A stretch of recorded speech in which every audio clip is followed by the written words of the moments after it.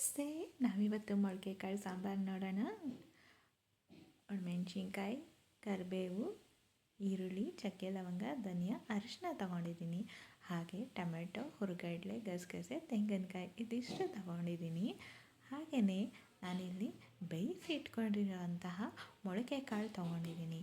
ಇಲ್ಲಿ 3 ಥರ ಮೊಳಕೆ ಕಾಳುಗಳಿದೆ. ಹುರುಳಿಕಾಳು, ಕಡಲೆಕಾಳು ಹಾಗೆ ಅವರೆಕಾಳು ಅಂತ ತೊಗೊಂಡಿದ್ದೀನಿ. ಇದು ಬಿದ್ರ ಕಡಲೆ ಅಂತ ಹೇಳ್ತಾರೆ. ಹಾಗೆ ಇಲ್ಲಿ ಹಲಸಿನ ಬೀಜ ಕೂಡ ತೊಗೊಂಡಿದ್ದೀನಿ. ಮತ್ತು ಇಲ್ಲಿ ಬದನೆಕಾಯಿ ಮತ್ತು ಆಲೂಗೆಡ್ಡೆ ತೊಗೊಂಡಿದ್ದೀನಿ. ಹಾಗೆಯೇ ನುಗ್ಗೆ ಸೊಪ್ಪು ಕೂಡ ತೊಗೊಂಡಿದ್ದೀನಿ. ಹೇಗೆ ಮಾಡೋದಂತ ನೋಡೋಣವಾ? ಮೊದಲಿಗೆ ನಾನಿಲ್ಲಿ ಒಂದು ಪ್ಯಾನ್ಗೆ ಹರಳೆಣ್ಣೆ ತೊಗೊಂಡಿದ್ದೀನಿ. ಹರಳೆಣ್ಣೆ ಯೂಸ್ ಮಾಡೋದ್ರಿಂದ ಸಾಂಬಾರು ಘಮ್ ಅಂತ ಸ್ಮೆಲ್ ಬರುತ್ತೆ. ಹಾಗೆಯೇ ನಾನಿಲ್ಲಿ ಒಂದು ದಪ್ಪ ಸೈಜ್ ಆಗೋಂಥ ಈರುಳ್ಳಿ ತೊಗೊಂಡಿದ್ದೀನಿ. ಈರುಳ್ಳಿ ಹಾಕಿ ಸ್ವಲ್ಪ ಕಂದು ಬಣ್ಣ ಬರೋವರೆಗೂ ಹುರಿಬೇಕಾಗತ್ತೆ. ನಂತರ ಧನಿಯಾ ಹಾಕಿನೂ ಸ್ವಲ್ಪ ಹಾಗೆಯೇ ಹುರಿಬೇಕಾಗತ್ತೆ. ಎಲ್ಲದನ್ನು ನೀವು ಸ್ಲೋ ಫ್ಲೇಮಲ್ಲೇ ಹುರಿತಾ ಬರಬೇಕಾಗತ್ತೆ.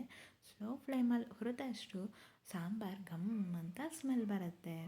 ಹಾಗೆಯೇ ಇಲ್ಲಿ ನಾನು 2 ಥರ ಮೆಣಸಿನ್ಕಾಯಿ ತೊಗೊಂಡಿದ್ದೀನಿ. ಗುಂಟೂರು ಮತ್ತು ಬ್ಯಾಡಗಿ. ಗುಂಟೂರು ಒಂದು 10ರಿಂದ 15 ಆದರೆ ಬ್ಯಾಡಗಿ ಒಂದು 5 ತೊಗೊಂಡಿದ್ದೀನಿ. ಹಾಗೆ ಚಕ್ಕೆ ಲವಂಗ ಕೂಡ ಒಂದು 2 ಇಂಚಷ್ಟು ಚಕ್ಕೆ ಲವಂಗ ಮತ್ತು ಎಲ್ಲ ತೊಗೊಂಡಿದ್ದೀನಿ. ಹಾಗೆ ಕರಿಬೇವು ಇದಿಷ್ಟು ಹಾಕಿ ಸ್ಲೋ ಫ್ಲೇಮಲ್ಲೇ ಚೆನ್ನಾಗಿ ಫ್ರೈ ಮಾಡಬೇಕಾಗತ್ತೆ. ಇದಿಷ್ಟು ಫ್ರೈ ಆಗ್ತಾ ಇದ್ದಂಗೆ ನಿಮಗೆ ಒಂದು ಪರಿಮಳ ಬರುತ್ತೆ. ಅದಾದಮೇಲೆ ಕೊನೆಯದಾಗಿ ನೀವಿಲ್ಲಿ ಅರಿಶಿನ ಹಾಕಬೇಕಾಗತ್ತೆ. ಅರಿಶಿನ ಹಾಕಿದ್ಮೇಲೆ ನೀವಿಲ್ಲಿ ಆಫ್ ಮಾಡಿಬಿಡಿ ಸ್ಟವನ್ನು, ಆರಲು ಬಿಡಿ. ಹಾಗೆ ಇಲ್ಲಿ ನಾನಿಲ್ಲಿ ಮೊಳಕೆ ಕಾಳು ಬೇಯಿಸಿ ಇಟ್ಕೊಂಡಿದ್ದೀನಲ್ಲ, ಅದೇ ನೀರು ತೊಗೊಂಡಿದ್ದೀನಿ. ಅದೇ ನೀರಿಗೆ ಇನ್ನೂ ಸ್ವಲ್ಪ ನೀರು ಆ್ಯಡ್ ಮಾಡ್ಕೊಂಡಿದ್ದೀನಿ. ಅದ್ರ ಜೊತೆಗೆ ಬದನೆಕಾಯಿ ಮತ್ತು ಆಲೂಗೆಡ್ಡೆ ಹಾಕ್ತಾಯಿದ್ದೀನಿ. ನಂತರ ಇಲ್ಲಿ ಮಿಕ್ಸಿ ಜಾರ್ಗೆ ಆರಲು ಬಿಟ್ಟಿರೋಂಥ ಮಸಾಲೆ ಏನಿರುತ್ತೆ ಅದು ಹಾಕ್ಕೊಂಡಿದ್ದೀನಿ. ಅದು ಹಾಕಿ ನೀರು ಹಾಕಿ ಇದನ್ನು ನಾವು ಫೈನ್ ಪೇಸ್ಟನ್ನು ಮಾಡಬೇಕಾಗತ್ತೆ.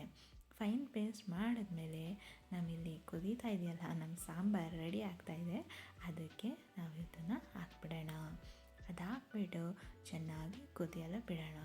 ಇದಕ್ಕೆ ನಾವು ಅದೇ ಜಾರ್ಗೆ ತೆಂಗಿನಕಾಯಿ, ಟೊಮೆಟೊ, ಗಸಗಸೆ, ಹುರ್ಗಡ್ಲೆ, ನೀರು ಎಲ್ಲ ಹಾಕ್ಕೊಳ್ಳೋಣ.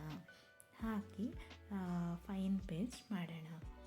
ಹಾಗೆಯೇ ಇನ್ನೂ ಯಾರ್ಯಾರು ನನ್ನ ಸಬ್ಸ್ಕ್ರೈಬ್ ಮಾಡಿಲ್ವೋ ಎಲ್ಲರೂ ನನ್ನ ಚಾನಲ್ನ ಸಬ್ಸ್ಕ್ರೈಬ್ ಮಾಡಿ, ಪ್ಲೀಸ್ ಸಪೋರ್ಟ್ ಮಾಡಿ. ಹಾಗೆ ಲೈಕ್, ಶೇರ್ ಎಲ್ಲ ಮಾಡಿ.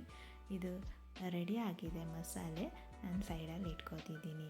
ಹಾಗೆ ಇಲ್ಲಿ ಸಾಂಬಾರು ಕುದೀತಾ ಇದೆ ಅಲ್ವಾ, ಅದಕ್ಕೆ ನಾನು ಬೇಯಿಸಿಟ್ಕೊಂಡಿರೋಂಥ ಮೊಳಕೆ ಕಾಳು ಹಾಕ್ತಾಯಿದ್ದೀನಿ. ಹಾಗೆ ಬೇಯಿಸಿಟ್ಕೊಂಡಿರೋಂಥ ಬಿದ್ರ ಕಡಲೆ ಹಾಕ್ತಾಯಿದ್ದೀನಿ. ಹಾಗೆಯೇ ಬೇಯಿಸಿರೋಂತಹ ಹಲಸಿನ ಬೀಜ ಕೂಡ ಹಾಕ್ತಾಯಿದ್ದೀನಿ.